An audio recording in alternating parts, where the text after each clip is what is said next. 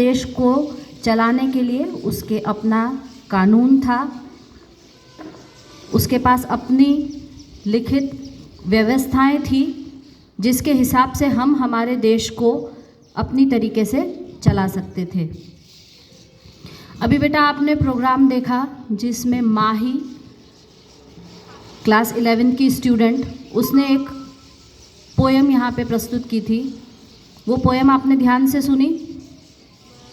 क्या था उस पोएम में? उस पोएम में उसने हमारे इंडिया की कल्चरल डाइवर्सिटी के बारे में पूरा डिस्क्रिप्शन दिया। भारत के अलावा जितने दूसरे देश हैं उनमें इतनी डाइवर्सिटी नहीं है, इतनी रिलीजन्स नहीं हैं, इतनी कास्ट नहीं है, इतनी लैंग्वेजेस नहीं हैं, फिर भी वहाँ उतनी अच्छी व्यवस्था नहीं है, या लोग शायद उतने मिलजुल के नहीं रहते होंगे जितने कि हमारे इंडिया में इतनी ज़्यादा कल्चरल डाइवर्सिटी है, इतनी लैंग्वेजेस हैं, इतने रिलीजन हैं, सब लोग अलग अलग चीज़ें मानते हैं, but despite of that we all live in a united India. मैं चाहती हूँ कि बेटा आप लोग, कोई आपसे पूछे ना कि आप क्या हैं, तो आप ये ना कहें कि हम एमपी के हैं, या हम राजस्थानी हैं, या गुजराती हैं, या हम हिंदू हैं या मुस्लिम हैं। कोई आपसे पूछे कि आप क्या हैं तो आपके पास एक ही जवाब होना चाहिए, क्या? हम भारतीय हैं। क्या कहेंगे? हम भारतीय हैं। उसके बाद आयुषी ने आपके सामने फिर एक पोएम बताई, उसमें उन्होंने उन शहीदों के बारे में बताया, बलिदान के कारण आज हम यहाँ पे आज़ाद भारत में जी रहे हैं।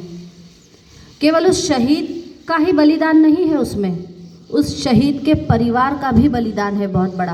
हम किसी कीमत पर उस बलिदान को नहीं चुका सकते हैं। क्या आप उस बलिदान की कोई कीमत दे सकते हैं? नहीं। जो उनके परिवार वाले जो सहेंगे या सहा होगा उन्होंने, या जो शहीद हुआ है बंदा, कभी नहीं चुका सकते हैं। हम सिर्फ उसका आभार, हम सिर्फ उसको ये मान सकते हैं उसको कि हाँ, उनके बलिदान के कारण आज हम इस तरह के देश में हैं, कि जो भारत देश हमारा स्वतंत्र है, जिसको किसी और की सहायता की ज़रूरत नहीं है। लेकिन अब इन सब के लिए हमारी भी कुछ ड्यूटी, क्या है हमारी ड्यूटी? कि जो उनके बलिदान के कारण जो हमें भारत, कम से कम हम उसको अब आगे और ऊंचाई पे लेके जाए, हम हमारे देश का नाम खराब नहीं होने दें। क्या ये तो कर सकते हैं? हम कर सकते हैं या नहीं?